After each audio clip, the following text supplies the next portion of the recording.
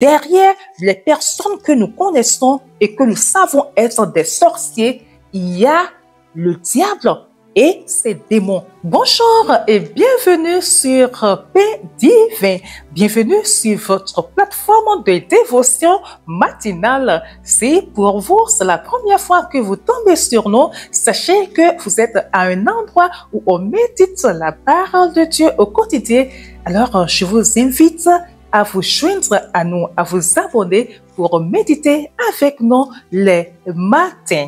Allez, ceci dit, nous allons parler de notre thème d'aujourd'hui, mais avant, j'aimerais rappeler que nous avions décidé que les lundis seraient des jours d'enseignement et le lundi passé, nous avons commencé avec un thème intitulé « Le combat spirituel ». Donc, ce numéro d'aujourd'hui fait suite au numéro dernier que nous avions intitulé, comme je viens de le dire tantôt, « Le combat spirituel ».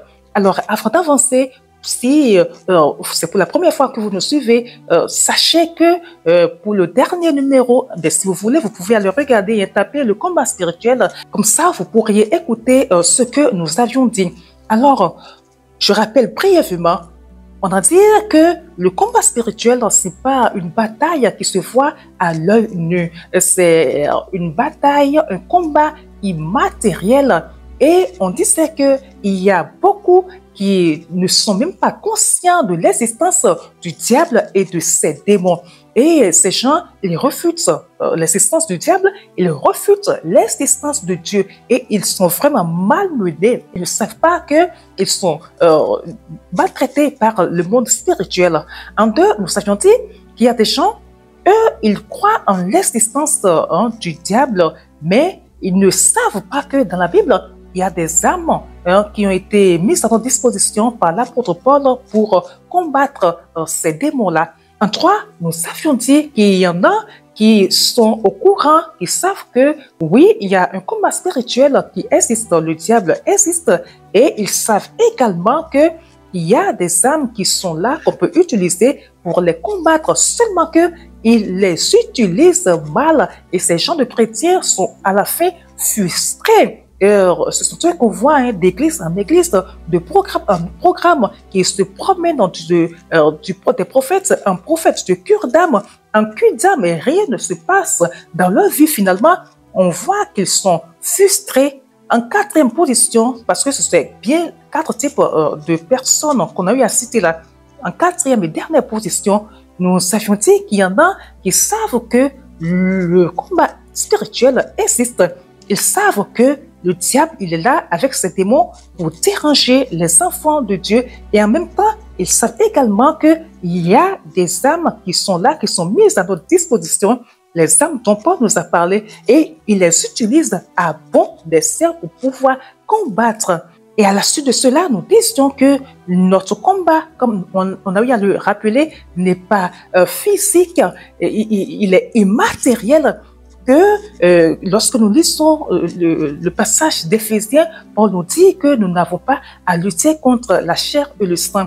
Donc, que les gens que nous voyons apparemment, les gens que nous prenons comme ennemis ne sont pas nos ennemis. Alors, on s'est dit qu'on allait continuer aujourd'hui avec le thème « C'est qui notre ennemi ?» Donc, aujourd'hui, nous avançons avec notre thème intitulé « Qui est notre ennemi ?» Si Paul nous dit que nous n'avons pas à lutter contre les gens que nous voyons qui sont autour de nous, alors c'est à qui nous devons livrer bataille. C'est ce que nous allons nous atteler à expliquer. On dit, oui, c'est lui qui est mon ennemi. Je le dis aussi, mais c'est une erreur. Je le disais jusqu'au passé récent. J'étais aussi comme ça. C'est telle tante qui est mon malheur. C'est telle personne qui est mon malheur. Parce que oui, quand je ferme les yeux, c'est toi que je vois.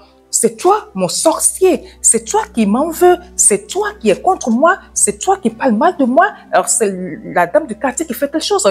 On le dit, hein, c'est tel patron qui ne veut pas que j'avance. C'est tel domestique qui a mis le désordre dans ma maison. Bref, nous avons des gens que nous nommons, des gens que nous avons étiquetés comme étant nos ennemis. Et voilà que Paul nous dit que nous n'avons pas à lutter contre la chair et le sang.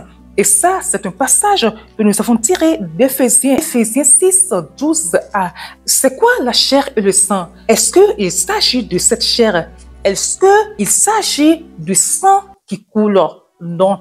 Nous devons comprendre que lorsque Paul parle de chair et de sang, c'est une métaphore qu'il utilise, c'est une comparaison. Ce sont des images qui représentent l'humanité pécheresse, l'homme dans ses limites fragiles et existentielles. Notre combat n'est pas naturel, il n'est pas matériel, il n'est pas physique, il n'est pas non plus humain. Nous devons comprendre que toutes les personnes qui nous veulent du mal ne sont que des supports, ne sont que des masques derrière lesquels le diable opère, derrière notre voisin qui nous menace la nuit là, derrière les personnes que nous connaissons et que nous savons être des sorciers, il y a le diable et ses démons. Donc tu dois savoir que ta sorcière, que ton sorcier sont des gens que le diable utilise. C'est le diable qui leur donne des stratégies pour pouvoir te combattre. Voyez l'incongruité de la chose.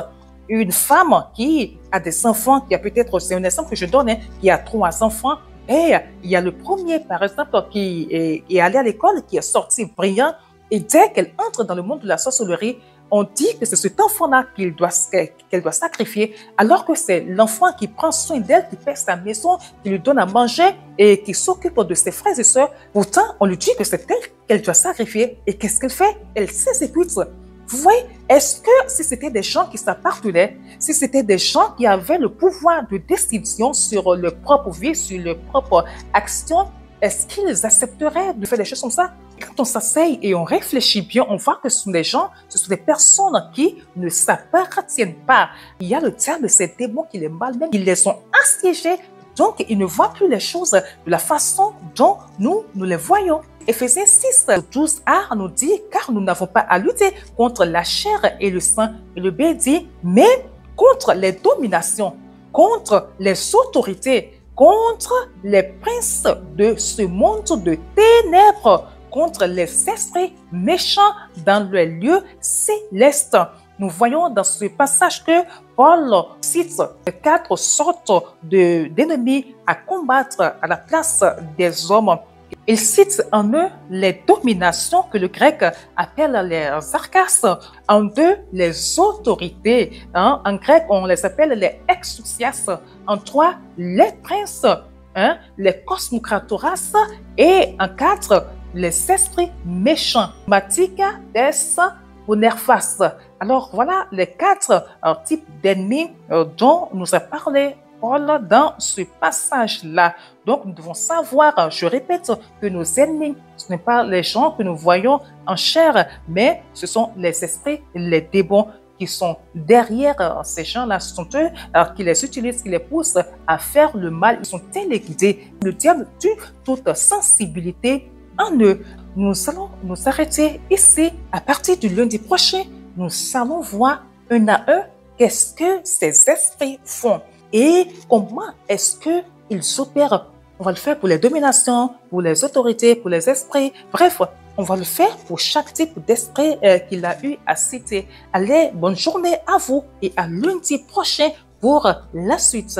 Bye!